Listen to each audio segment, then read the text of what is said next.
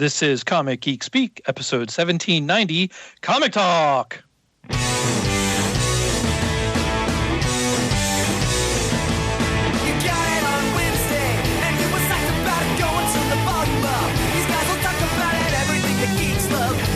Laser beams, opinions like the seasons on everything you read in comics, movies, games, toys, artists, Comic Geek Speak, Comic Geek Speak, Comic Geek Speak, Comic Geek Speak, Comic Geek, uniting the world's mightiest heroes. This is... I'm Shane Kelly. I'm Ian Levinstein. I'm Adam Murdo. And I'm Chris Eberly.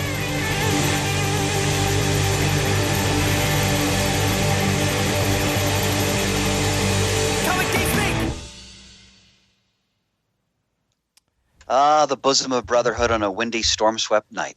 Mm-hmm. Feel the warmth. and wind sounds provided by Shane. I just finished watching. How you doing? I just finished rewatching Death Trap with Christopher Reeve and Michael Caine. Oh wow! I've never seen that. That. Oh my God! Oh, you have to see it. I love it. With Diane Cannon. Is that an early '80s film? Oh yeah.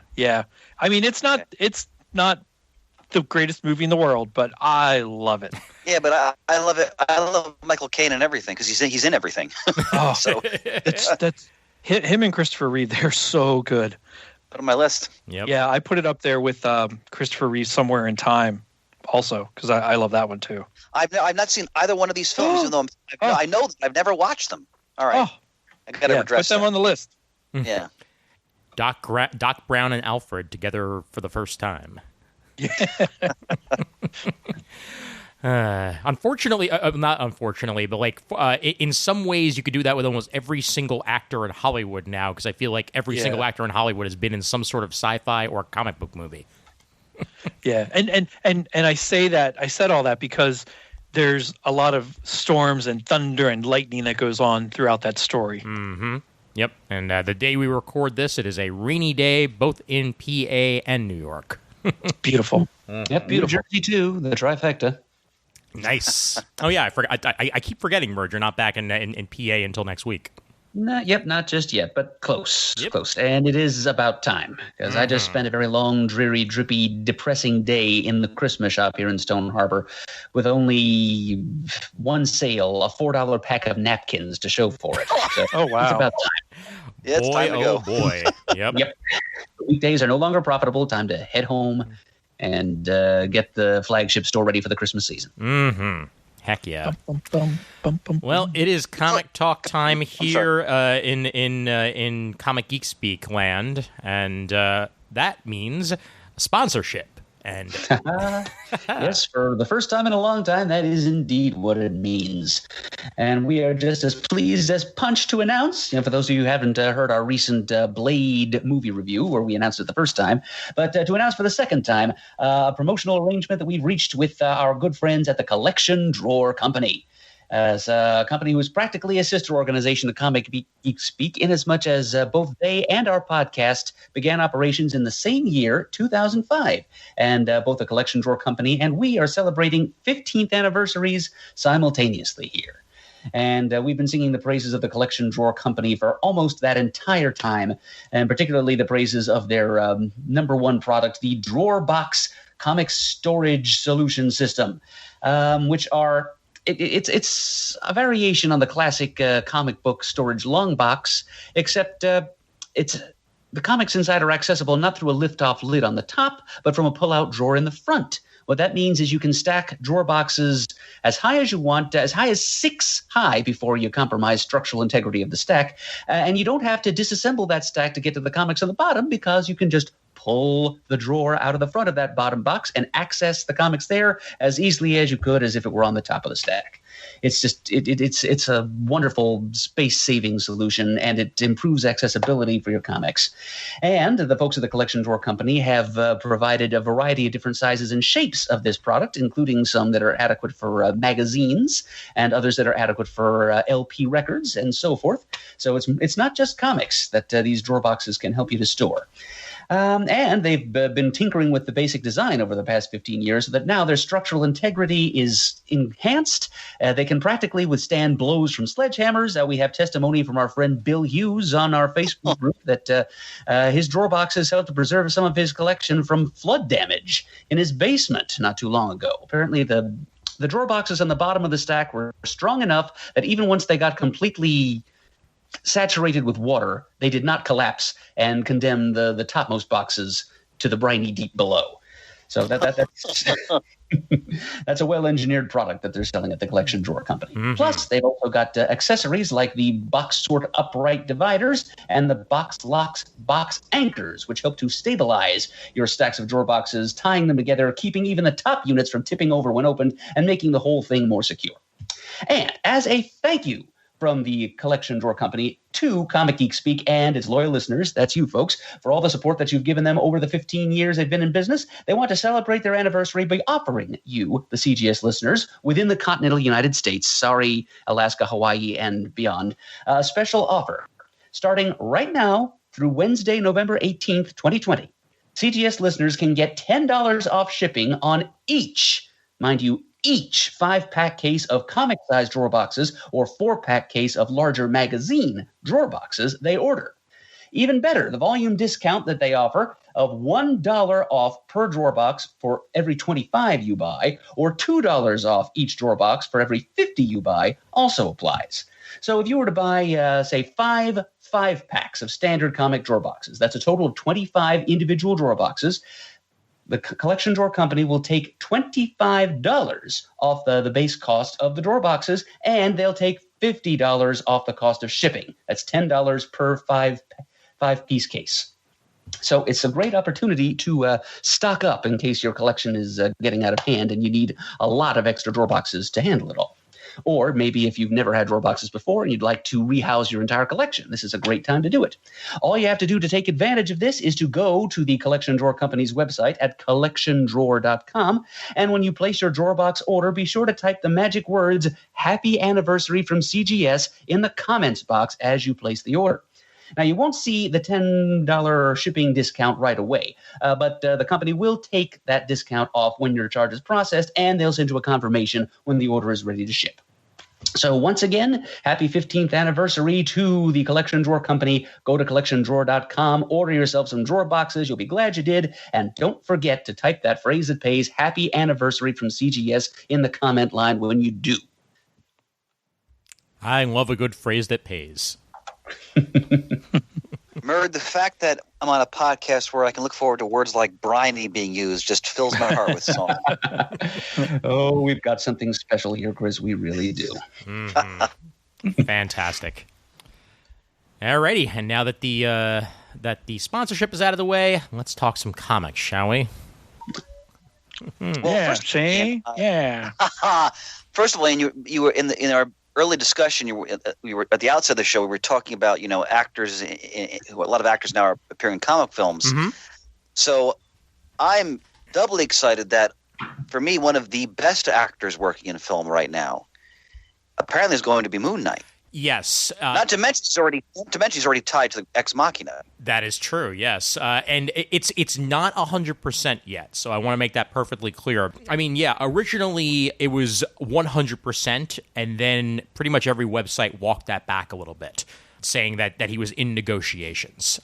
It's looking like Oscar Isaac will indeed be Moon Knight, but they have not signed the contracts yet. So anything could happen before that actually winds up happening. To the fact where even Tatiana Maslany, who was quote-unquote confirmed to be She-Hulk, came out in an interview and said that those reports were overblown and that she doesn't even know what's going on. Oh, wow. So she might just be saying that because her contract hasn't been signed yet, or it could have just been a faulty report. I don't believe anything anymore. Yes, that's... The internet has that effect on people. Yep, unfortunately the case. Well, an actor of Oscar Isaac's caliber to take on one of the more complicated heroes in the the Marvel universe and to bring him to the screen. I can't think of a better choice. I'm sure. I wonder what Kevin Moyer thinks of all this. Oh my God! You know, our show's requisite. You know, our resident #1 Moon Knight fan. Yep. Yeah. But is he still attached though to Ex Machina to the Great Machine? Last I heard, yes. But Okay. they haven't said anything about it in recent memory. However, since this is all just in the planning phase, I don't know when Moon Knight would be set to film versus when that would be set to film. Okay. So we're gonna have to see. Because I mean, I'm sure a lot of people are familiar with him, obviously playing Poe Dameron. That's not even acting for him. That's just light work. Go watch a movie like Inside Llewyn Davis, the Coen brothers' masterpiece, or see him in the HBO miniseries Show Me a Hero, where he plays the young mayor of Yonkers in the 1980s. This guy's a tremendous actor. Yep. And he is well suited to both of these roles, and I'm so elated that he's maybe doing both of them. They did also announce who's going to be the director for the Moon Knight series, and that's by a man by the name of Mohammed Diab, and he's an Egyptian filmmaker who's mainly known for Egyptian films up until now. However, his franchise El Gezira, which was called The Island elsewhere, was one of the highest-grossing Egyptian and Arabic films of all time. Really? Yep. Yeah. So now he's heading over to the States, and he's going to be directing Moon Knight. Wow. Yep. And the plan is to make Ideal it, choice to direct. Yeah. Yeah. Absolutely. Yep. Mm-hmm. Is the plan to make it a Disney series? Yes, it's going to be a Disney Plus series along with She-Hulk and Ms. Marvel. And there were some announcements on Ms. Marvel as well. I don't know if you heard that, Chris. No, I did not. They cast Ms. Marvel. Officially, Kamala Khan has been cast. It is an unknown actress by the name of Iman Vellani, who looks just like she should. And that's really all that matters to me. I didn't care whether it was somebody I'd heard of or not, as long as she looked the part, and she is the spitting image of Kamala. I think she's going to do a great job. Well, I love when an unknown actor gets an opportunity like this. So hopefully that Certainly. Here. the occasion. Absolutely. Yep. Of course, the question is, when the heck are these Disney Plus series going to happen? Because I feel like they keep announcing them and they don't actually say when they're going to happen. Yeah. Well, when is the 2025. first? When is the first line of shows supposed to start? They were pushed back originally because Scarlet Witch is supposed to be coming out by the end of the year. That much I know. Okay. So WandaVision comes out, I think in December, if I remember correctly. That's what I thought too. And then Falcon and Winter Soldier 2021. Yes. Yeah. Originally, Falcon and Winter Soldier was supposed to be the first one out of the gate, but due to COVID-19 restrictions, they had to halt their filming and had to push it back until 2021. Yep. And what about Loki?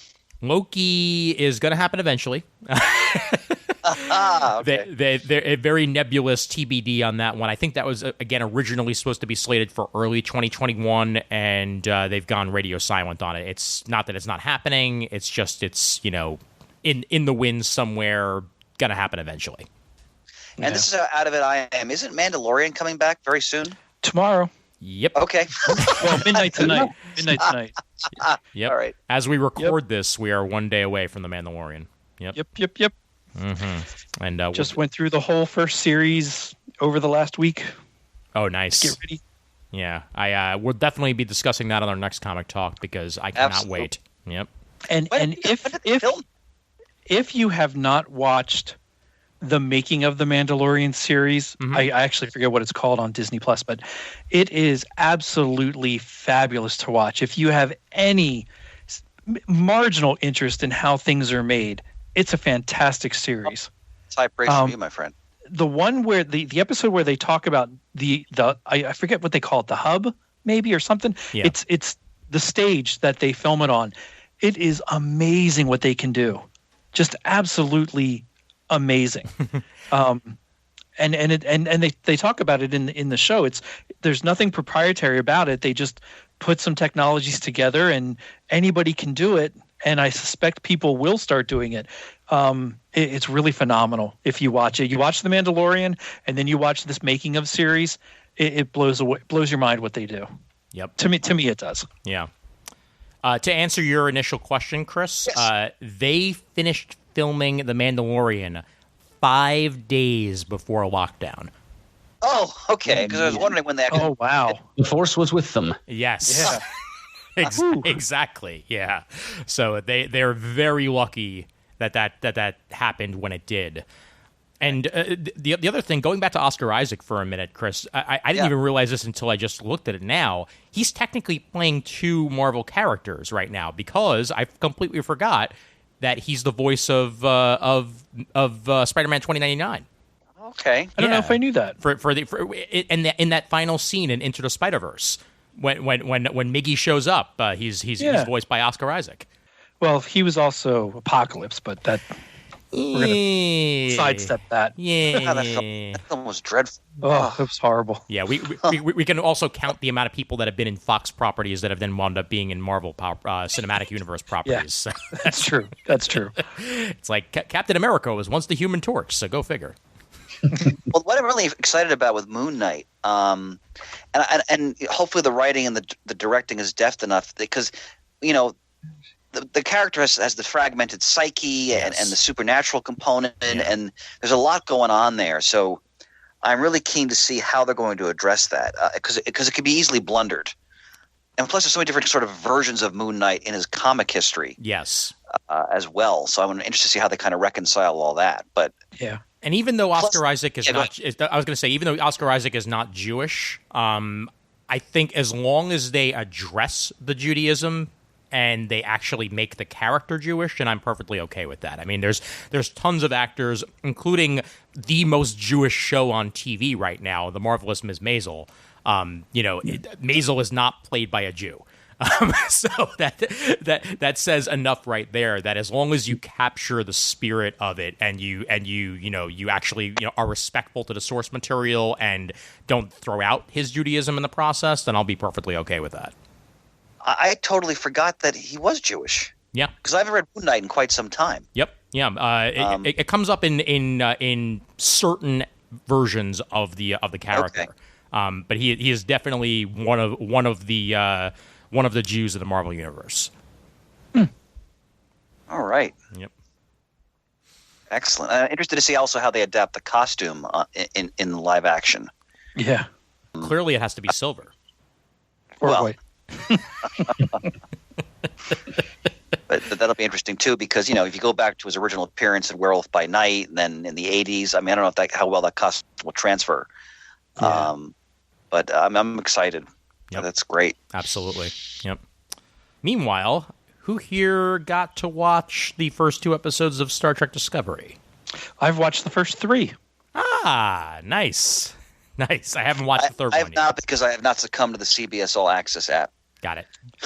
I held off for 2 years, and then I caved when Picard came on. I got Picard, and then I canceled it. Fair enough. I watched it, and I canceled it. If I get to the end of this season of Discovery and there's nothing immediately on the horizon, I'll cancel it and then resubscribe when it comes out. Yeah. Yeah. So are you guys happy with what you saw? Yes, I am. I watched it week by week so far. Same which here. So the first season, again, I did not have CBS All Access, but iTunes had a sale on it at one point, and I had a gift card, so I bought the first season that way, watched it in a week. Fantastic. The second season, I didn't get it until well after the second season had been complete. So when I got CBS All Access before Picard came on, I binged the second season of Discovery. Yeah. This is the first time I have to watch it and wait every week. Now, I'm not one to binge. I prefer to have it spaced out so I can enjoy it longer. I don't want to watch it in a day. I don't even really want to watch it in a week. But it is harder to watch it week by week when I'm so used to just binging for the Star Trek stuff. See, Shane, what's fascinating is because we're around the same age, it's like you're caught now between the world we grew up in where you had to wait week to week to watch shows. Yeah. This new you're trying to navigate this new terrain. Well, and a total sidebar. I've been looking for Miami Vice, and I couldn't find it to save my life. Hardly any of it's up for sale. Nobody reruns it. It's not on any platform. I finally found it on NBC's not Peacock, but the NBC app. Oh, There's two, which is crazy. Yeah. But it has commercials, and that's fine. But I'm so used to not commercials. To sit through commercials, I sit there and go, "Oh my god, oh commercials." But I'm starting to watch Miami Vice again because I've had a hankering to watch some good classic 80s show, and I'm kind of in the middle of Magnum PI yet, and I took a break from that, and I wanted to get into Miami Vice, and when I finally found it, I got excited. So to watch. I was around 13, 14 when Miami Vice came out. I was so enthralled by that show, and every once in a while, because I have a DVD of the second season, I'll throw on. Oh wow! They go to New York City, and I still really enjoy it, but there's so many elements of it that are so absurd and ridiculous, and plus it's such a wonderful time capsule of that particular time, and what was emphasized culturally, what people were wearing, what we thought people were wearing. And it's absolutely fascinating. Well, second episode. So I watched the first episode, Brother's Keeper, and I kind of remembered that one. I've seen that episode more often than some of the other ones. Second episode, Ed O'Neill guest stars as an undercover agent. I totally forgot. Never realized it was him. There was a galaxy of actors we know that appeared in Miami Vice. I mean, that's what I'm kind of excited to see how long I can stick with it, and see who comes through the guest stars. Yeah. Well, mentioning commercials and not being used to it, the only place that Ghostbusters is streaming right now is the Freeform app. So I went and watched Ghostbusters and Ghostbusters 2 with many a commercial interruption because Freeform is a cable channel. And whatever, it was worth it because I got to watch Ghostbusters. But the weirdest one was I watched. Have you ever watched the movie Whiplash? No. Okay, Whiplash was at the time the lowest grossing nominee for Best Picture. And it's J.K. Simmons in one of his best roles. Oh, I've heard this is a great film. I've never seen it. About the drummer. Yes. Yeah. Yep. You got it. You 100% Murd. Yeah. And it's an excellent film. But I watched it on an app called Tubi TV, which is I know that app. Which is kind of like the second run cable channels of old. They get every other movie that nobody else gets. And they insert ads, but they insert them in the weirdest slots. Like you'll be like in the middle of a scene, and then all of a sudden you'll get an ad, and it's just so annoying. I can imagine. Yeah. Now watching like when I watched Bill and Ted on, I think it was YouTube. Yeah. And then I watched Stay Tuned on YouTube also. Their commercials were only like one less than 30-second spot. And a lot of times it repeated the same one. Right. I didn't mind that. But like what's going through the NBC one is like 2 minutes of 4 or 5 commercials. Yeah. It's draining. I mean, it's not a dire problem. No one's getting hurt. But it's just so unusual now to watch commercials. I agree. Yeah. To go back to your initial question, though, Chris, the first 2 episodes of this new season of Discovery really should have just been a 2-parter. Absolutely, 100%. Yeah. The first part, it sets things up nicely. I don't even want to spoil how it starts off, because for those people who haven't seen the end of Discovery season 2, a major shift occurs with the Discovery, and it basically sets up what the future of the series is going to be.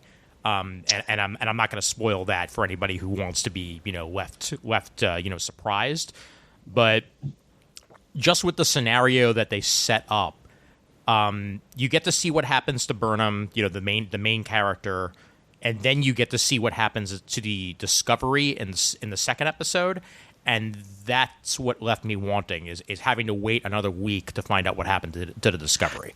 Yeah, I mean, I know that I know they're trying to get as much as they can week-wise, but those first 2 episodes, they really should have been a 2-hour premiere. Yeah. I was very disappointed once I watched that second episode. It would have worked, and they were both good. I mean, I've watched them both twice. Yeah.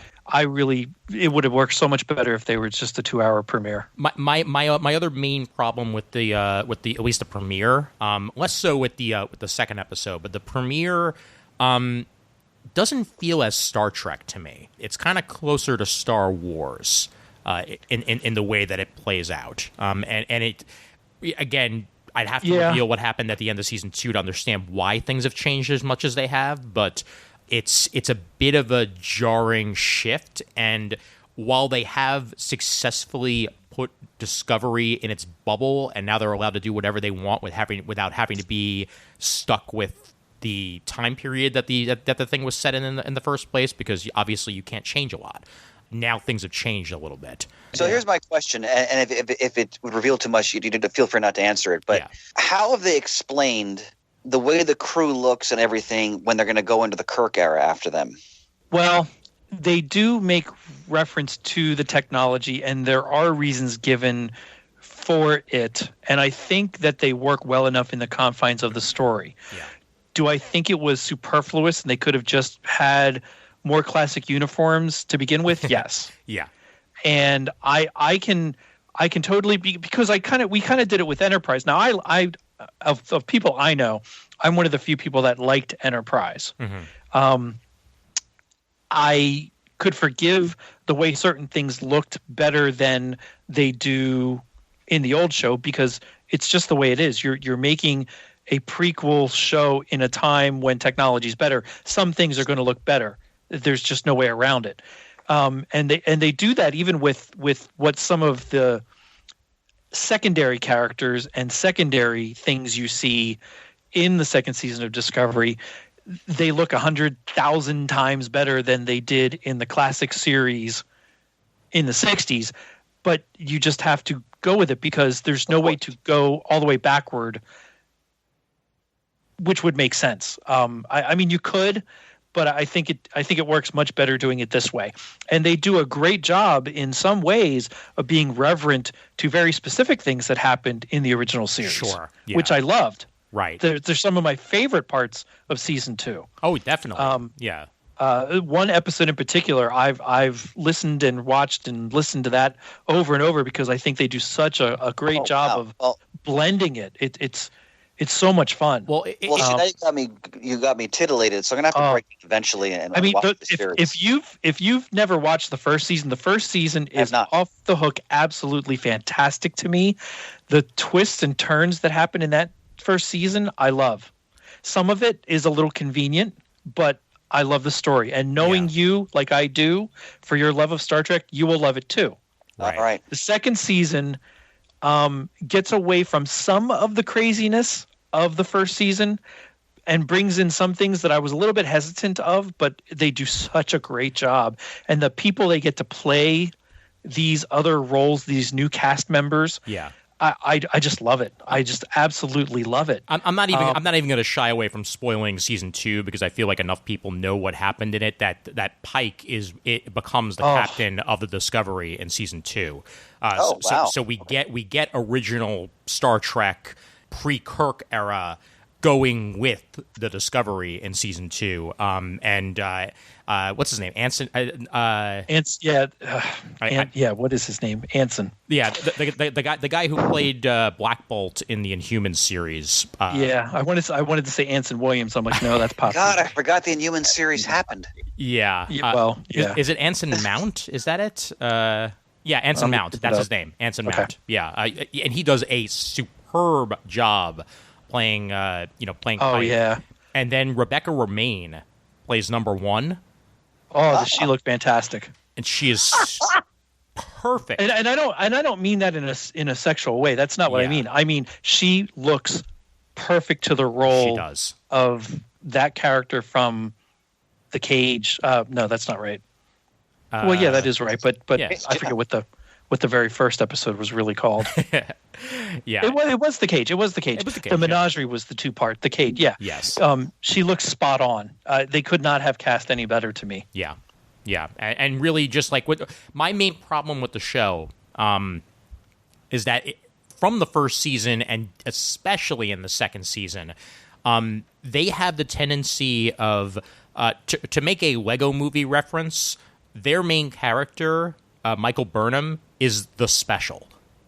You know, she is the most important person in the universe to Star Trek Discovery. For various reasons. Yeah, for various reasons, and it gets a little tired at times. Like, too many things happen to Burnham. And the way they explain why you've never heard of her or the ship Beyond is a little too convenient. It does make sense. Yeah. But that's if I have to say anything between and I agree, Ian, I love her character and I love the journey she goes on, but it does become a little tiresome. Yes. The most convenient and slightly irritating part is just the ease of, well, we're going to do this so that we explain why you've never heard of any of these people and you won't ever again. Right. Yeah. Exactly. Okay. Yeah. Yeah. I mean, it makes season 3 work, and that's why it does. When you get there, Chris, I would love to know what your thoughts on everything, because I think you will enjoy it. It's just it takes a lot to get there. Yeah. Well, and you absolutely will enjoy it, especially the first season, because the first season it's new, it's different. They are approaching something in a slightly different way. Mm-hmm. You get used to Michael Burnham, and you can keep going. If you really don't like her right off the bat, it's going to take a lot to get through because she is the main focus. When it debuted, they put the first episode on regular television. Yes, and I was actually just going to say, Chris, the first season, and I watched that. The first season of Discovery is airing on CBS right now. Oh. Yeah. That's right. That's right. You may even be able to watch it on demand if you have cable, just because, to fill airspace, because there's nothing else to air. They've been airing one day at a time and Discovery off of their services and on regular CBS. So, well, considering both of you are praising it, and Shane, I know your love of Star Trek, is equals mine, if not surpasses it. That maybe this summer I'll splurge and sit down and just watch the whole thing. Well, and I'll tell you right off the bat, I don't like the design of the Klingons. I think it's ridiculous to redesign them yet again. Yeah. Well, when I watched the first episode, they showed the Klingons. Yeah. And it was a little jarring. I was just like, well, I mean, so this is the third time we have the way the Klingons look. So how are they going to explain that? And they really don't. That part they don't. They just are the way they are. I wish we had just stuck with Worf's explanation from that episode of Deep Space Nine. So brilliant. Yeah. Trials and tribulations, absolutely. We don't talk. We don't talk about it. Discuss it with outsiders. Yes. Yeah. That's one of my favorite single Star Trek episodes of all time. Oh, so good. Agreed. Yep, absolutely. Yep. But yeah, definitely watch the first season, and you will love it. Mm-hmm. Love it for a lot of reasons. Absolutely. Did I hear you correctly, Ian? They're actually broadcasting this Star Trek Discovery show on network television now? Yes, they are, Murd. Yep, season 1 specifically. Nothing past that as of now has been announced, but over the last couple of weeks, they've been airing Star Trek Discovery on regular CBS. Yes. Wow. Well, I hope we see a lot more of that kind of thing. Because we know that the broadcast and cable networks are just dying for new content. Oh, yeah. Mm-hmm. Since the COVID restrictions have made production so difficult.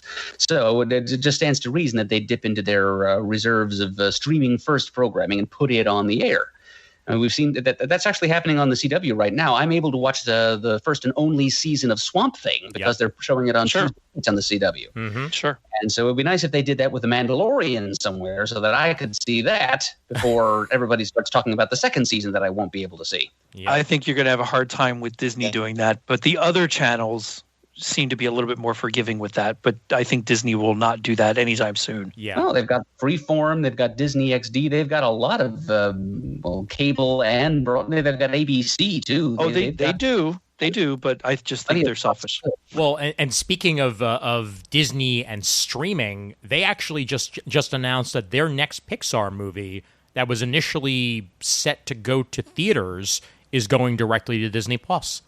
Yeah, I'd heard that. Soul. Yep. Yeah, Disney's really They sent shockwaves to the entertainment industry by announcing that they're kind of reorienting themselves more towards streaming and kind of turning their back on theaters for the time being. Yeah. I mean, I understand it, but at the same time, I'm still sort of hoping it's temporary. Once me too. Yeah. I do too, but I do think if anybody's going to make a larger effort to do it and maybe have some success with it and continue it would be Disney. Yep. Yeah. So speaking of distribution, I wanted to at least mention this in passing because it happened again. DC Comics made a change, and it wasn't actually their choice. UCS, one of the distributors that DC Comics was using for their comic book distribution post-Diamond, the one that was being run by Midtown Comics, decided to sever ties with DC. Wow. Yeah. They from the looks of it, it may have actually been wear and tear, that they simply did not have the infrastructure that they thought they had to continue this going past the pandemic. And they made the decision to cut ties, and therefore, as of January, the sole distributor for DC Comics outside of Random House for their trades will be Lunar Distribution. Wow. Which is affiliated with DCBS. Yes, indeed. Yep. So now it's going to be cross-country. Lunar is apparently getting extra warehouse space right now and extra staff, and that's the way it's going to roll for the foreseeable future. Yeah. Okay. Every week, I feel like there's new news, especially when it comes to distribution. Well, yeah, when you talk about an industry that's, really kind of precariously perched to begin with, then you throw the pandemic into the mix. I mean, yeah. Yep. Yeah. So that's the current deal.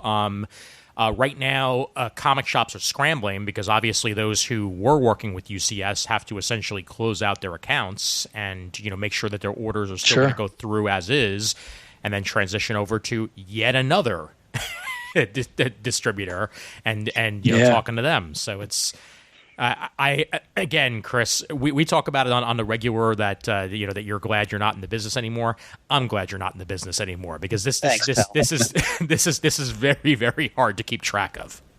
Yeah, it's there are often I think about different elements of the years I did that, and there's things I miss, but there's a lot of stuff I don't. Yeah. And what you're just describing is not something to look back on fondly or to anticipate that it's something you want to be involved in. Oh my God, absolutely. Yep. Yeah. Did anybody read Three Jokers, by the way? I'm just curious. I read the first 2 parts. Okay. I'd love to get your guys' thoughts because I have not. I enjoyed it. I want to sit down and read it when the third one comes out altogether. I should say when I receive the third one. I know people have read it. It might even be out in I can't remember when the third one was being released, but whenever I get it and read it, I want to read all 3 of them together. The artwork's great. I like the story well enough. But to me, it is a bit confusing. I'm not entirely sure what they're going for yet. And I'm hoping the third one kind of ties that together. Yep. I haven't even really read them yet. I have them. I have flipped through them. And so I'm even more lost than Shane is because I haven't actually taken the time to read the words on the page. But it does appear that there are 3 Jokers running around: the criminal, clown, and the comedian. The third one? Yeah. And we don't really know exactly where these 3 Jokers came from yet. I was kind of expecting some kind of parallel Earth explanation. That might not be the case. Yeah, and I echo Shane's praise of the artwork. That's about all I can say for the time being. Yeah. Chris, did you get around to reading any of it? I have not. I'm not honestly. I'm not reading much DC right now. When I do my orders, except for whatever Tom King's doing. Got it. I haven't stuck with any of their main titles at the moment. So, Ian, I'm useless to you at this moment. No, it's fine. It's all good. Yeah, because I mean, I know eventually I'm going to sit my butt down and read it. The next thing I have to just read all the way through is Doomsday Clock, since again I stopped halfway, and then kind of. It's funny you mention that, because I ordered the trade, so I'm expecting my next shipment it'll probably be in there. Nice. I would think so. We can talk about that together. Excellent. There are so many things like Doomsday Clock and the Three Jokers, and I'm sure there are other things that are just escaping my memory at the moment that seem to be pointing the company in a certain direction if they would have been released in a timely fashion. Oh yeah. And this is well before a pandemic things happened. Some of these things just got diverted, delayed, skipped months, whatever the case may be. And as changes occurred, they might. I think overall the art in all of these things that we're talking about looks really nice. Yeah. I'm not so sure the story holds up, because I think it was meant to do something different than what it's going to end up doing. Sure. Yeah. And that's the problem. And you're right. I mean, I hate to bring back the 90s in comparison, but yeah.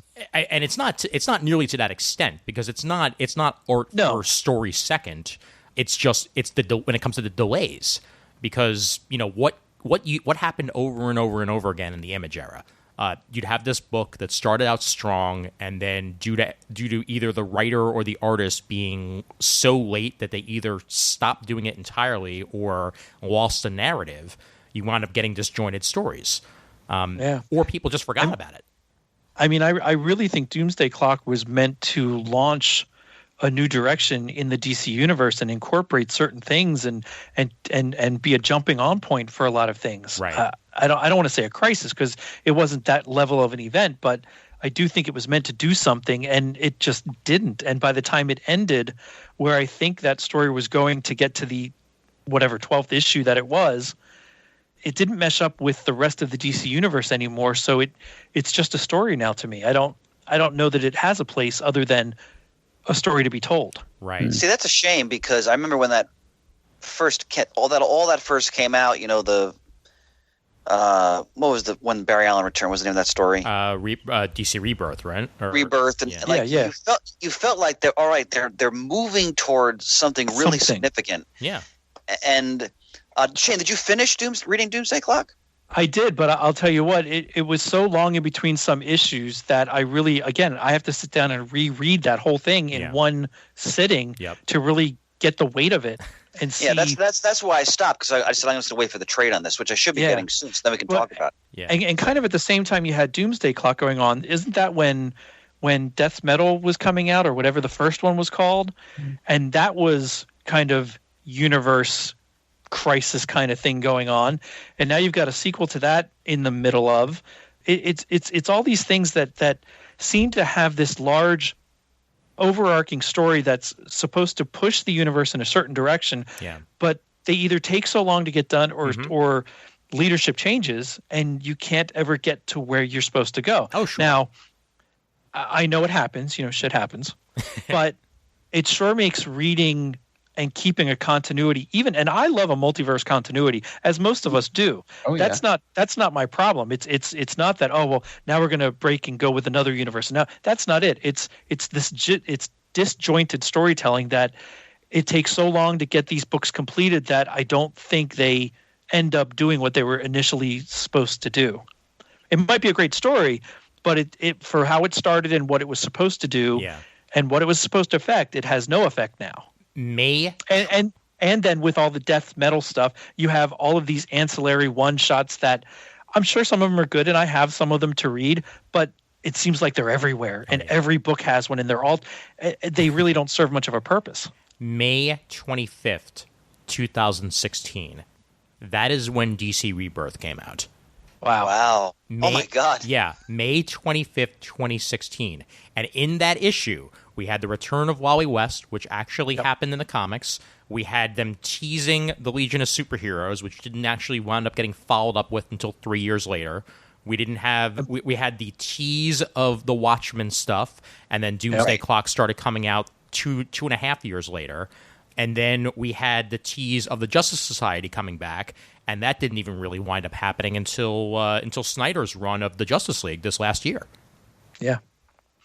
And all of that, I mean, I'm glad some of it's happened and we're seeing it, but I don't think it's nearly intended the way it was back when Rebirth started. Oh, definitely. Certainly not the Legion. Yeah, absolutely. Yeah. When did the button come out? The button was maybe a year into Rebirth, if I remember correctly. Okay. All right. Let me see when that happened, because at that point I was near caught up with with the comics. Let's see. Yeah. Oh my God. April to May 2017. Wow. Yeah. That's time flies when you're publishing comics. That's And I don't mean to sound like I'm Debbie Downer on all of DC Comics. That's not it. But I do think that I was more excited for Doomsday Clock and what some of the ramifications were supposed to be with Three Jokers and whatnot coming out when they were supposed to. And I just don't know that they have much relevancy now. Yeah. I would like to believe that Three Jokers will, just because of the the pivotal nature of it. And how much it's going to wind up changing, the standing idea of the Batman comics. I just don't think we're actually going to find those ramifications possibly until the end of the current run of Batman. Could be. Whoever takes over next will probably take the ball rolling on what happened there, and, we'll see what happens. But then in the middle of all this, you have that coming long winter thing that's kind of a convergency fill-in time till they get themselves together. And I'm sure some of that will be good too, but I'm not nearly excited for that as I was some of this other stuff, because it's kind of the same old story with, we need to settle down and get our direction. So we're going to take a few months off or a month off, and we're going to put out this stuff that's really not going to mean anything. I don't know. Yeah. Well, that's Future State, which, we brought up, last previews. Right. Right. And now, now here we are with, everything that's going to be coming out of that. And, is any of it going to wind up mattering? Is it just another convergence? They're trying to say that it's not, but, will some of these characters continue to be around afterwards, or is this just a nice what if? And I'm down for what ifs. I am. Oh, sure, absolutely. Yeah. And if it is really not like Convergence, and that's great. Some of Convergence I like, some of it I didn't. If it's really not like that, that's perfectly fine. I guess I'm just a little bit more jaded based on not only rebooting the universe so many times in such a short period of time and changing direction multiple times, and even the last 5 years. Yeah. I mean, from the time I started reading comics in the early to mid 80s until through the 90s, you had big events every year, but you didn't have all the universe changing the way it was. I mean, to me, what they put in place to change made sense with trying to either correct or invigorate a crisis. Mm-hmm. And I'm perfectly fine with that. Yeah. Marvel did the same thing for a while, and I was okay with that. But just like the last few years, to me, Marvel keeps redoing their universe and their characters every year. They're all getting a new number one. That's driving me nuts. And I feel like DC's getting to that point again, where every few months we're just restarting everything. Yeah. I don't know. Maybe I'm just getting old and curmudgeon about it, but it is frustrating to me. Well, yeah. What I will say though, Shane, is that what I'm going to wind up appreciating about this whole Future State thing is that it went from being a sign of old leadership to a sign of new leadership, and the Comics Beat article on it says as much, and I actually kind of agree with them on this. That the original idea of 5G as being run by Dan DiDio seemed like a very different thing, as it had a lot of standing creators involved. At least from what we were hearing about, potential ideas. John Ridley's Batman was like the big difference there. But it seems like now we have new creators, ones that haven't done stuff for DC or have done minimal stuff for DC, coming in that are young, different talent. Vita Ayala, Marika Tamaki, Sean Lewis, Sumit Kumar, Dan Mora, Stephanie Phillips, Valentine Delandro, Jen Bartel, Ryan Candy, and Ram V are the ones that are mentioned in this Comics Beat article. Those are all people that I really have not seen work at DC before. Usually this is a sign of changing tides and new and interesting stories. Sure. And that's what I'm hoping for the most out of this, is that these new creators do actually bring new life into the line and give us something different than the same old thing. And don't get me wrong, I'm going to try some of all of it. And I have the Marvel app, and I'm going to have the DC app, which does mean I will get less floppies. And part of that is I just don't feel like I need the floppies anymore. Yeah. There are certain things I will get in floppy, mostly Justice League, but there won't be.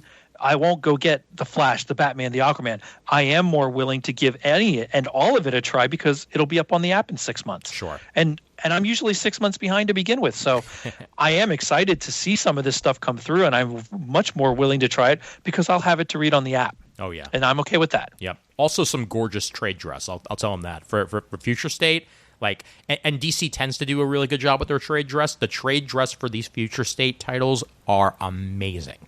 Like the wrap around it, it reminds me of the Ultimate comics out of Marvel from years ago. Like a nice giant red wrap around with the Future State in the corner and the DC logo on the left hand side. Ooh, dynamite. Okay. Yep. I think it's important to remember too that, and Shan, I share some of your get off my lawn attitude now about aspects of this, but right now what I'm looking for, like I'll talk a little bit about the new Iron Man series. When you get a creator on a book, like Ian was mentioning, like some new blood coming to DC, for example, if they take one of the great classic characters and they do something that gets me excited about that character again, that's all I'm looking for now. I don't really care much about continuity anymore because it's more and more just become this entangled, absurdity, the reboots and so forth. But if someone goes to the heart of a character I love and acknowledges and respects that spirit and history, but also does something new and innovative, I'm all over that. So anytime I see that, it just makes me excited about superhero comics because admittedly, a lot of the books I'm reading now are not superhero comics. Sure. It's thrilling to see when creators can take one of these tried and true icons or concepts and does something that gets me excited about that character again. So I'm always happy to see that. Oh, yeah. Sure. Yep. And when I see things like Nicholas Scott drawing Nightwing, I'm like, all right, I'm there. Nicholas Scott, Nightwing, boom. You've got me interested in Nightwing for the first time in a while.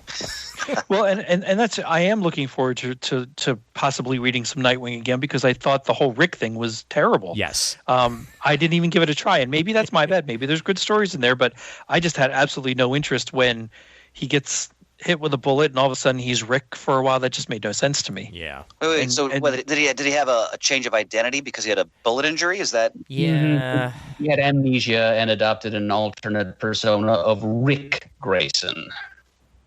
Okay. Yeah, not great. Just not a direction I wanted to read. Nope. Murd, any thoughts on you on the future, even if the future itself will probably be in your far future? Yeah. Yeah, it'll be present state by the time I'd get around to it.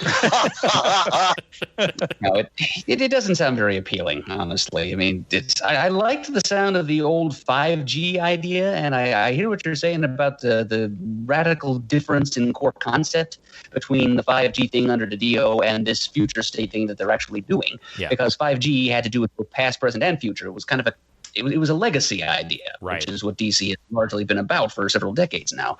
But now instead they're focusing on just giving us like 12 different variant future versions of members of the Batman family and 8 more about members of the Superman family. And it reminds me a little bit of Marvel's 2099, except times infinity. And I can see how you're drawing comparisons between this and Convergence. Oh, yeah.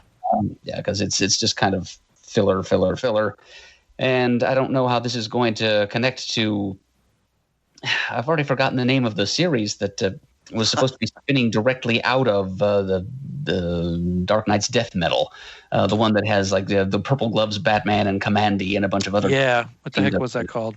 I think it has the word generation in the title somewhere, but that sounds a little more like the original 5G concept. That I'm still excited about. Future state, I will probably skip entirely. Yeah. Well, and some of this also ties into, again, I'll have the app, so I'm a little bit more open to trying this. Fluff bothers me when it now costs $4 and $5 an issue or more. And that's totally a curmudgeon attitude because I pull an old back issue out and I look at that 60 or 75 cent cost and I'm like, oh man, And I go, whoa, those were the days. But, when you're talking $4 or $5 or more an issue or a one shot, there's no way I'm willing to just try everything now when it costs that much. Definitely. No, that's not a curmudgeon's attitude, Shane. That's a conscientious consumer's attitude. Indeed. Yep. It feels very curmudgeon. Well, while comic books can cost $4 or $5, you know what's free? Trivia. And opening up my screen then. Oh, yeah. It is time once again for Muddle the Murd. And Murd will tell you all about how you can muddle. All right. Well, folks, Muddle the Murd, as most of you know, is our trivia segment here on Comic Geek Speak, in which you, the listeners, submit comics trivia questions in an attempt to stump or muddle, as is my preference in verb, the Murd, who is me. And you need to send in 3 questions, one of them about Marvel Comics, one about DC, and one about comics from some other publisher. They also need to break down chronologically between one question about comics published before the year 1970, one question about comics published between 1970 and 2000 inclusive, and one about comics published after the year 2000. Send in questions that meet those criteria, and if I fail to answer any one of them correctly, if I get all 3 of them wrong, you will have successfully muddled the Murd, and you've got a fantastic prize coming. Excellent. And what a fantastic prize this week. Yes, this is Jim Dandy. I mean, not that the original art we've been giving away recently has not been very nice, but this is on a different level. And I'm especially excited about it because I'm not going to have to pay the shipping for once. Yes, this is in conjunction with the 15th anniversary celebration of the Collection Drawer Company, makers of the drawer boxes. And they have put up 4 lots of drawer box prize packs for people who successfully muddle the Murd. So if you send in a successful muddle submission, you will get your choice of a 5-pack of long drawer boxes or a 5-pack of short size drawer boxes. Wow. And also, they're throwing in 5 box sort dividers and 3 packs of box locks anchors. Ooh, boy. And they will ship that out to you as soon as we submit your information to them. And who do we have to play for this more sensational than average prize, Ian? Well, this guy is Ian Levinstein. Okay, no, it's not. This one is actually from the one and only Eamon Clark. Wow. Yep. Yes, and I can think of no more worthy recipient of this prize, but at the same time, I don't think the folks at Collection Drawer have guaranteed that they can ship internationally, so I may yet be paying for the shipping on this one, if, in fact, I do not successfully dodge the muddle. Well, we will figure that out one way or the other. As a worst comes to worst, Eamon, we will definitely wind up finding an alternate prize for you for this one, but we'll figure that out when the time comes. But here we are, nevertheless. Here is a set of questions which should give Adam a sporting chance of avoiding the muddle. And we begin with DC pre-1970. The Sportsmaster first appeared in the May 1947 issue of what appropriately titled comic? All-Star Comics. Ooh, you are so close. It's all American, isn't it? It's all American. Yep. Damn it, he's the Green Lantern villain, and Green Lantern appeared in All American. Crap. So close it hurts, man. So close it hurts. Yeah, that's probably my best bet. Yeah. Just out of curiosity, can you guess the issue? It's not part of the answer, but he included it anyway, so might as well. Definitely not. All right. That would be issue 85 of All American Comics. All right, number 2, Marvel 1970 to 2000. Delroy Garrett Jr. was a disgraced Olympic athlete who was given superpowers by which religious cult? All right. You may remember him as the Avenger Triathlon, and he was empowered by the members of the Triune Understanding. Ding-a-ding-ding. Oh, he nailed that one. Woo! Well done. Music and Perez run. Excellent stuff. That was a good question. Oh, yeah, absolutely. First appearance was in Avengers Volume 3, number 8 by Kurt Busiek and the one and only Jorge Perez. And like Mert said, if you're an Avengers fan, you haven't read the Busiek Perez stuff. Oh, So good. Please do yourself a favor. Oh, fantastic. Absolutely. And they did such an excellent job of incorporating almost every single Avenger in that first arc. Yep. Oh, so good. Yeah. And question 3, Indie Post-2000, 2000 AD's publisher Rebellion have recently rebooted the UK's longest-running sporting hero, a character so synonymous with extraordinary sporting comebacks that the title of the series is now used over here as linguistic shorthand for such feats. What is the title of this strip? It all comes back to 2000 AD, doesn't it? Yes, it does. Oh, my. Dan Dare. I don't know. Nope. Any guesses from the Peanut Gallery? None. Well, Roy of the Rovers. You got it. Haha. You got You know it. why I got it? Why? I'll tell you exactly why. Because he sent a hardcover OGN for the boys one year. I thought it had something to do with a Christmas present he might have sent you. Nice. Well done. Well Play done. soccer. Yep. Good guess, Shane. Good guess. I got it right in my hand. When you started going, I'm like, oh my God, I know what that is. Yep, it's often used by UK soccer commentators in the phrase "real Roy of the Rovers stuff." Yep. Yes, we've been edified. Oh my God, yes, yeah, and you, sir, have avoided the muddle. Yes, thank you, and thank you, Eamon. I know he usually, when he submits these things, he tends to float at least a couple of the questions a little bit over the center of the plate. It is about successfully muddling me and or getting up prizes. It is just about having some fun, and Eamon's always been very good to us in that respect. So thank you very much, Dr. Clark. Who is the host of his own podcast focusing on publication, stories and strips published in 2000 AD, incidentally, which I have once been a guest to talk about D.R. and Quinch's Guide to Life. So thanks very much for participating, Eamon. I'm sorry we couldn't send you those draw boxes.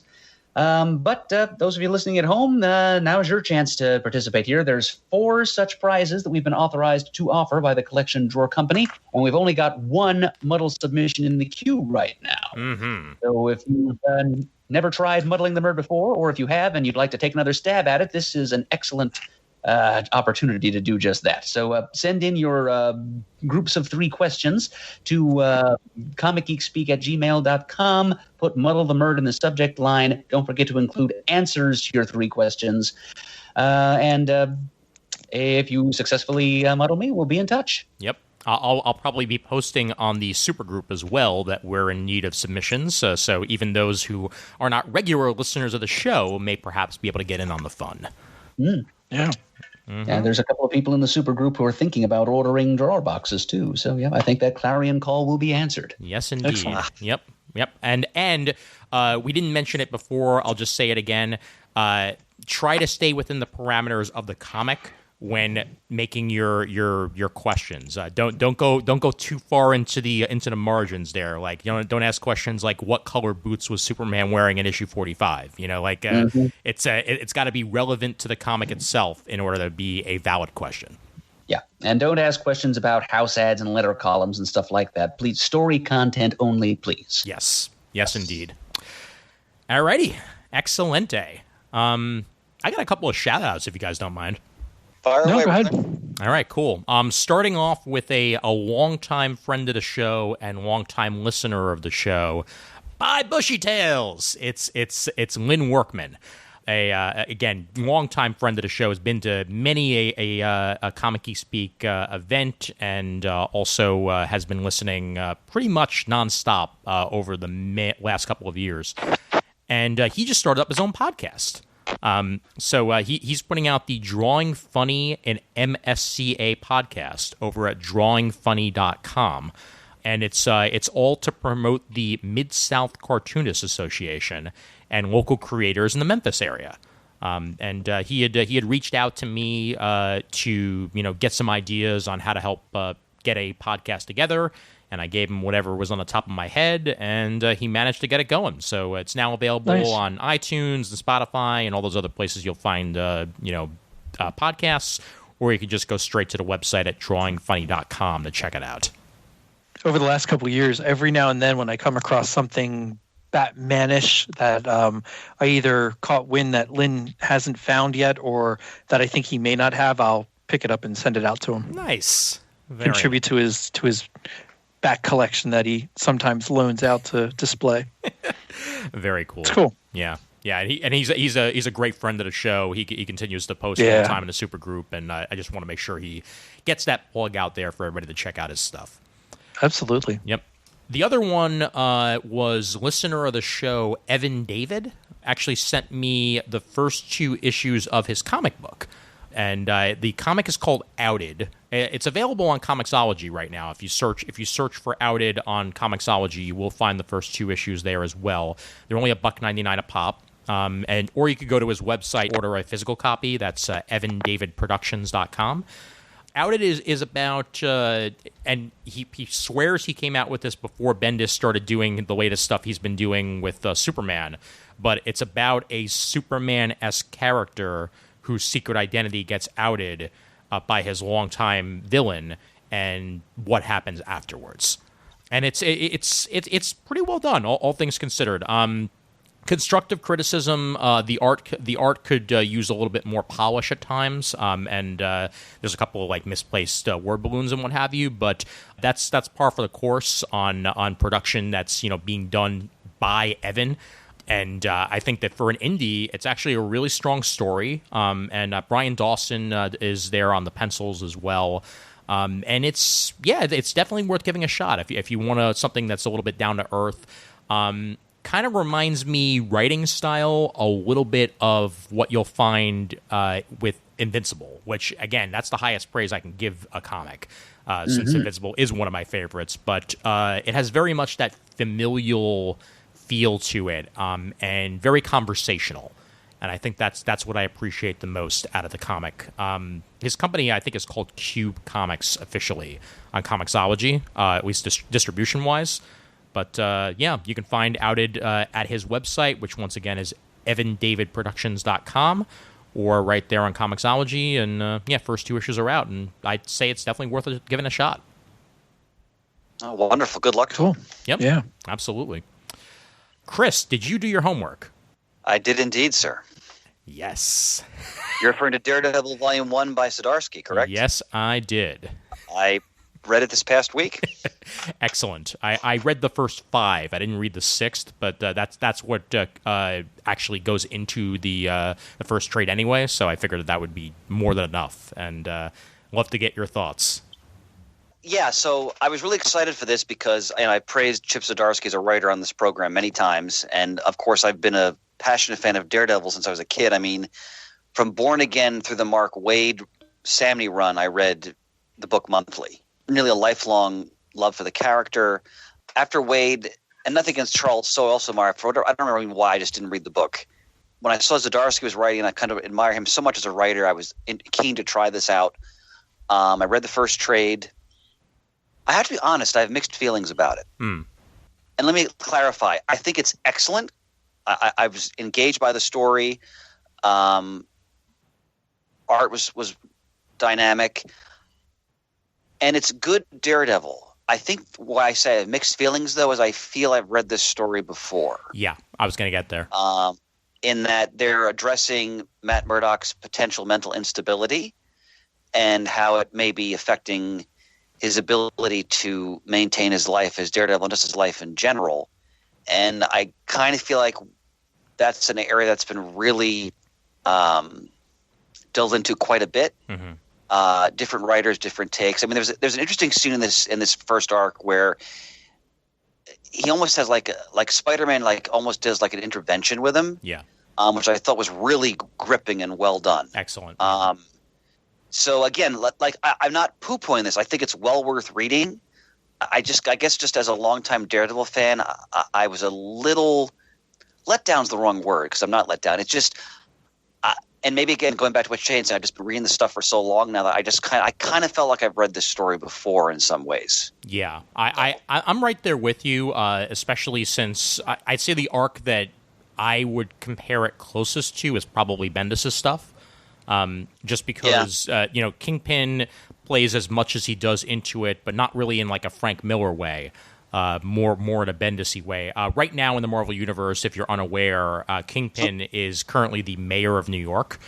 Yes. So just imagine what that must do. I mean, that's Lex Luthor as president to Daredevil. Like it's your biggest foil, your biggest villain.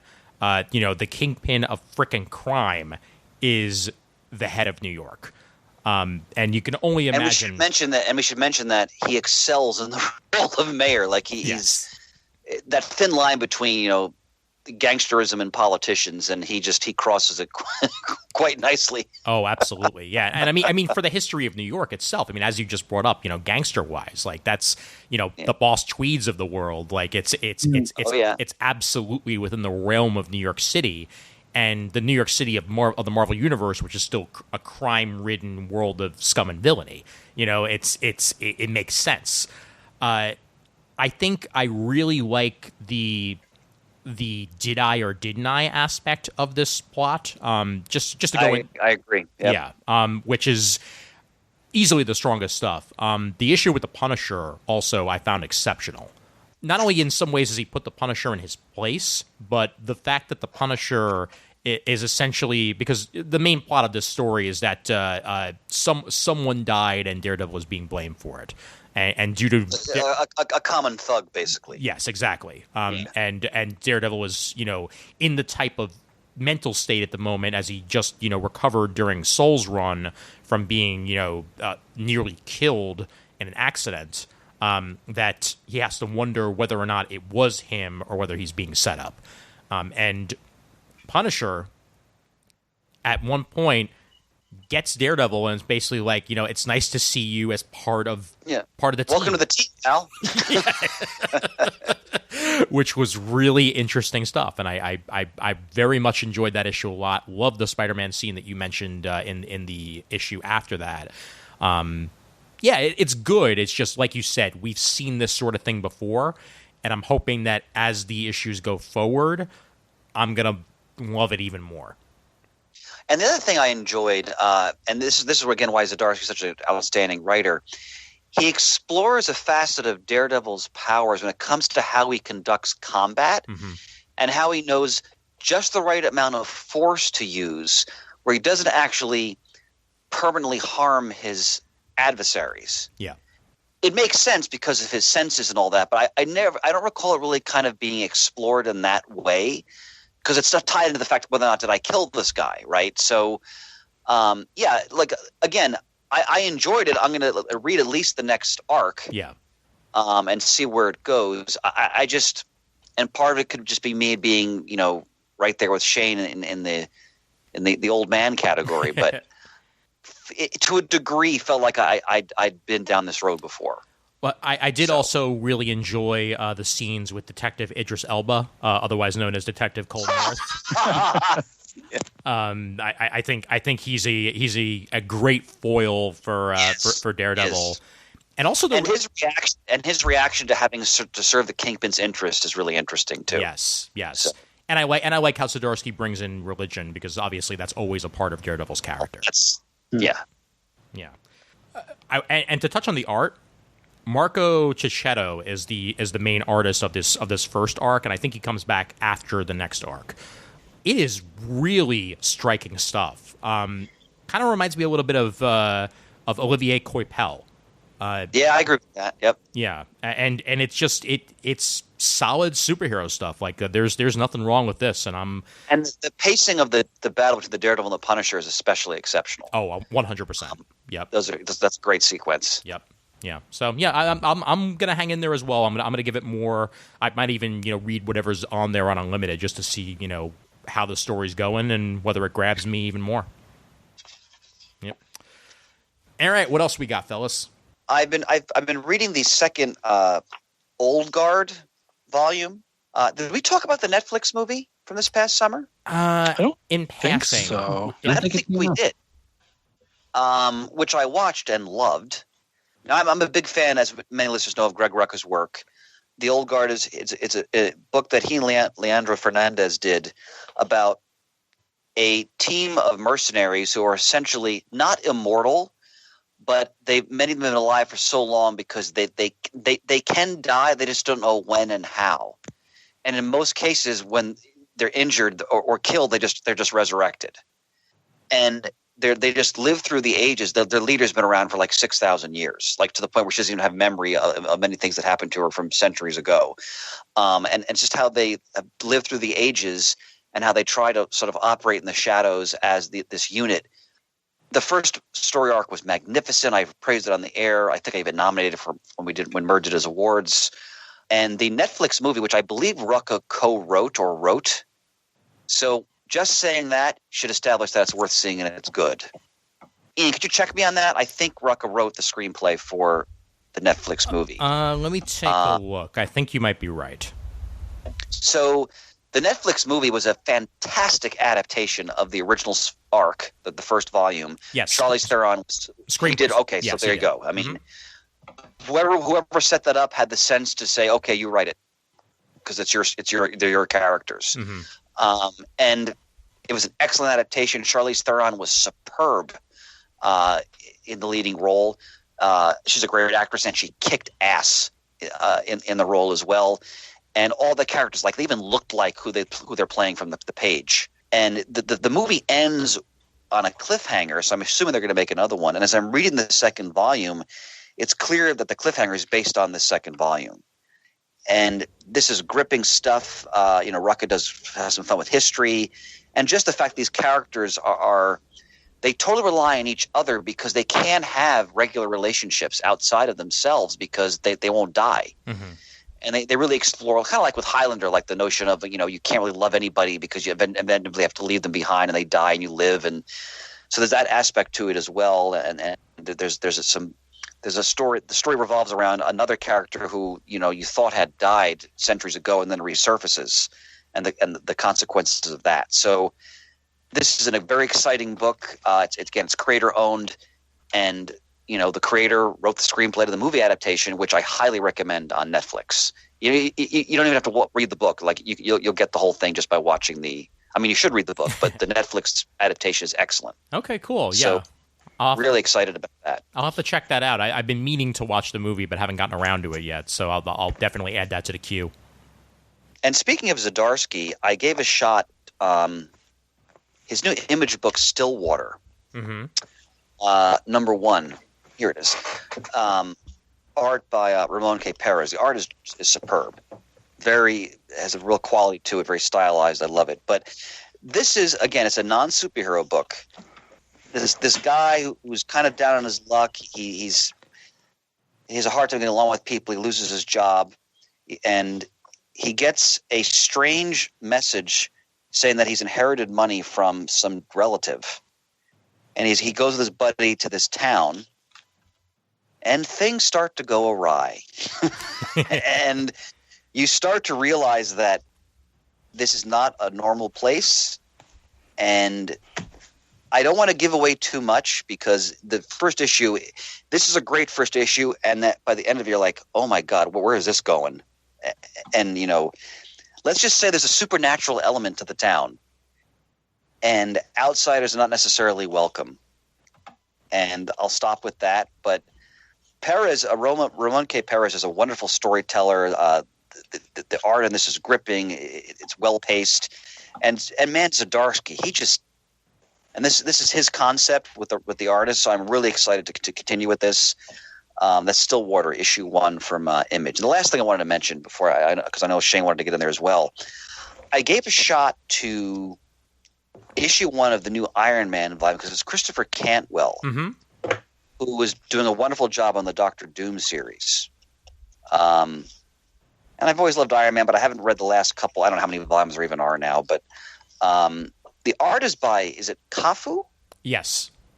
Okay, which is his style just lends itself perfectly to sort of the streamlined feel of Iron Man. But basically, this is Tony Stark experiencing midlife crisis and trying to get a sense of himself based on people's reactions to his tweets. It's really well done. They really explore, sort of the fact that Tony isn't always necessarily a very likable person.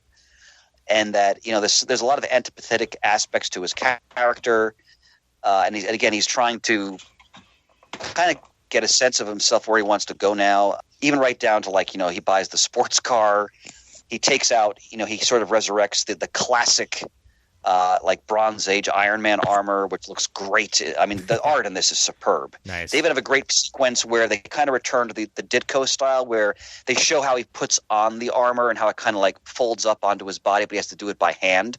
Oh, wow. Really cool. Yeah, you guys I think will dig this. And there's Hellcats in it. Patsy Walker. Nice. So wow. It's a very and Murd. All I'll say is, because you'll appreciate this, one word.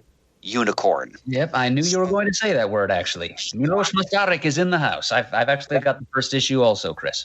Terrific. So, I'm really excited about this, and the Alex Ross cover is stunning, of course.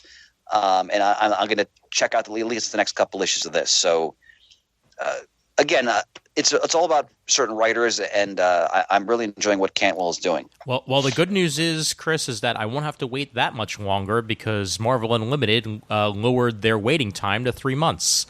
Yeah, they did. Okay. Yep. So I am only a couple of weeks away from being able to read that. All right. Yep. I've shot my bullet on that, gentlemen. Go ahead, Shane. I read this week Justice League 51 and 52, which dealt with Black Mercy. And I got to say it was fine, but I was a little disappointed. I kind of felt like we retread this before with Black Mercy. I mean, it gets a hold of you and it gives you your deepest heart's desire. What more is there? The second issue dealt a lot with what Batman was seeing, and that's fine. But yeah, I kind of felt like these two issues were kind of filler from the ending of the last arc and whatever's going to come next. More importantly, I read Young Justice 15, 16, 17, and 18. Yeah. Which I think only 19 is left, right? I believe or is it 20? So. It's either ending on 19 or 20. I forget which. Either way, it just made me sadder that it's ending because it's so much fun to read. Yeah. And what these characters are doing and what they went through. And I won't spoil anything other than to say I do believe we've gotten rid of the Drake costume by the end of what I've read. Thank God. Yeah, that's the only part of this whole endeavor that I thought was kind of wah. But otherwise, all 4 issues absolutely fantastic to read. I have to get this series in trade because you guys have been praising it. I only read the first issue, so I really got to catch up on that. The artwork is great. It's so much fun to read. It brings back these classic characters, brings together new team members, and they do such a great job writing it for these kids to be working all together. And it's just a fun book. It's a great, adventurous, fun book. Yeah, it really is. And it was recently on sale for 99 cents an issue on Comixology. So I picked up volume 1 and then picked up, I think, 7, 8, 9, 10, 11, 12, if I remember correctly. After that was regular price. So I'm just going to wait for the rest of it to be on sale and then catch myself up entirely. Cool. But I know I really, really wish that the way that they had written out the Drake name and costume was akin to when X-Force, Allred's X-Force got the name of X-Force from the original X-Force, that there was some sort of, suit file by the rapper Drake to try and stop him from using the name. I think that would have been perfect. Yeah, and it would have kept up with some of the humor in the book. Yep, yeah. I really liked... what issue was it here? Issue 16, The Emancipation of Bart Allen. That was really interesting to read, and have Connor and Tim kind of back Bart up as they always would have. I just can't praise that book enough. It's so much fun, and I'm very sorry to see it so short-lived again. Yeah, I shouldn't say again because the first one was fairly long, but just to see it short-lived. Oh, sure, yeah, and I'm really hoping that there's some sort of new volume on the way. At some point. Yeah, because there's so many writers that could do a great job with the series. Issue 20 will be the last one, by the way, Shane. I just double-checked. Okay. Yeah. Okay. Yep. All right. Stuff. Murd, what you got? Well, it's been mostly 2005 stuff for me lately. I've read up to House of M. Oh, Nice. Which is not that exciting so far, but I'm only on the first issue. Also, some 2002 stuff in preparation for a long upcoming Time Bubble episode. Oh, I just got to chill.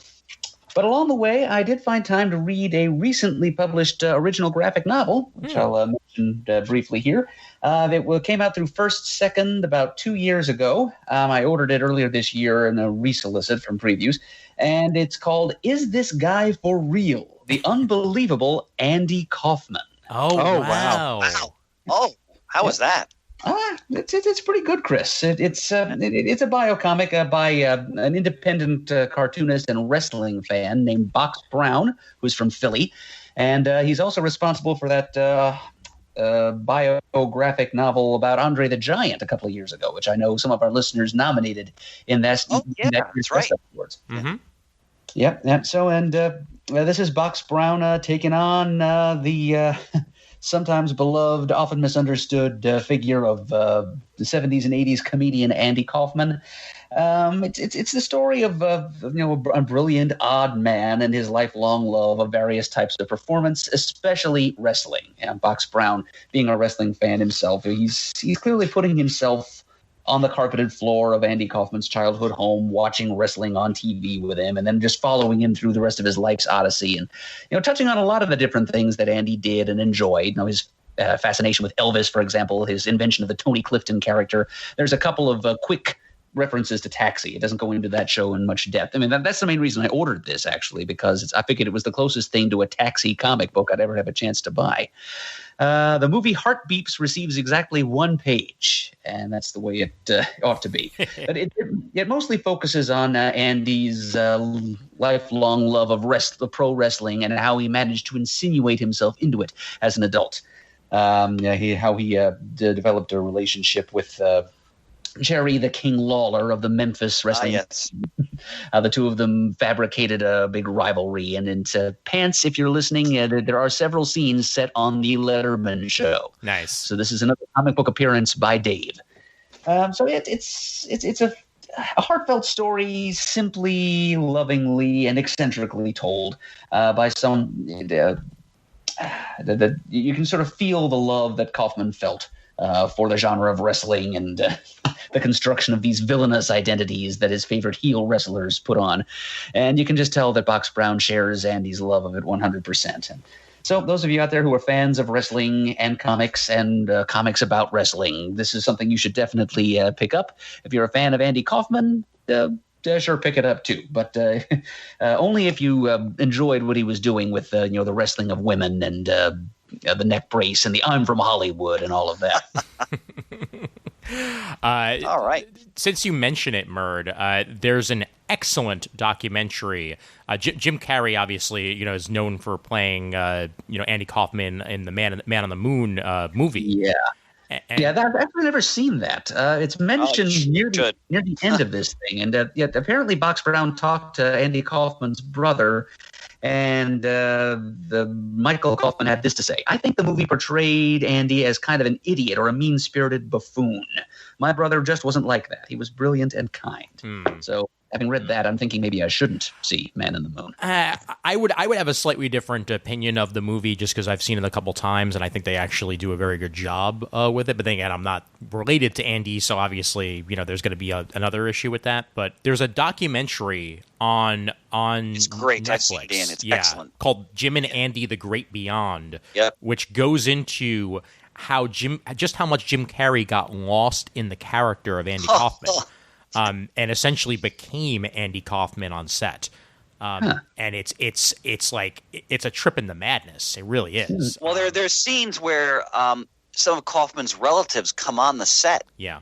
And Jim Carrey interacts with them as Andy Kaufman. And you can actually see them become emotional. Yeah. That's a great documentary. Almost like they're saying their goodbyes to Andy in some ways. It was very touching.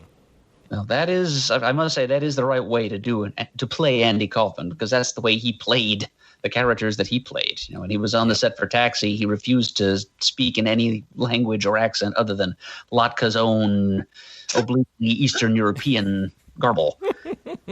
So he immersed himself in his role, so sure, it's good to know that Carrey did the same thing to play Andy. Yep, definitely. And before we wrap up, speaking of recent graphic novels, we have a book of the month to announce, don't we? Oh, I guess we do. fire away. Yep, it came around to my turn to select the next book of the month.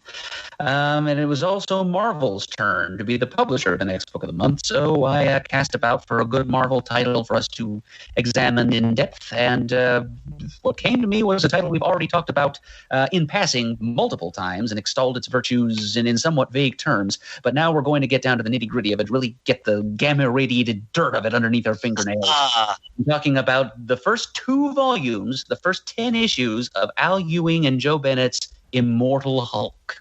Outstanding, Murd. So excited for this. Can't wait.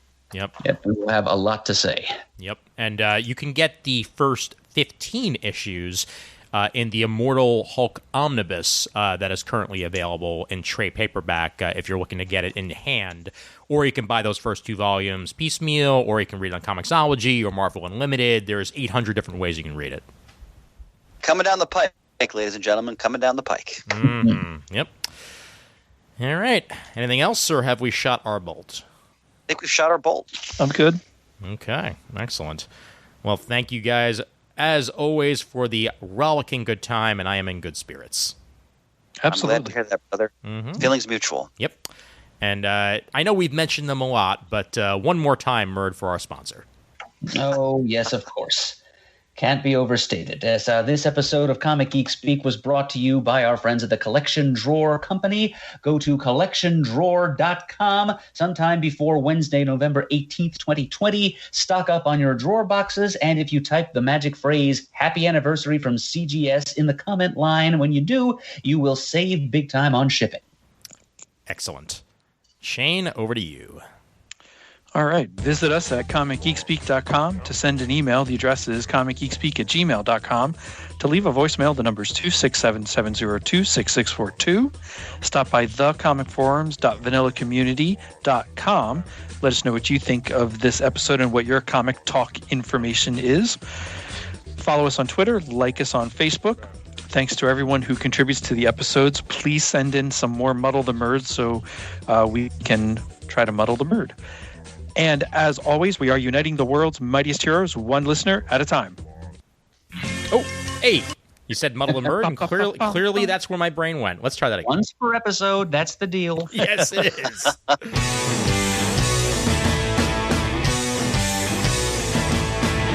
it on Wednesday, and you were psyched about it going to the volume up. These guys will talk about it, everything the geeks love. From cakes to laser beams, opinions like the seasons, and everything you read in comics, movies, games, toys, artists, comic geek speak, comic geek speak, comic geek speak, comic geek speak, comic geek. Uniting the world's mightiest heroes. This is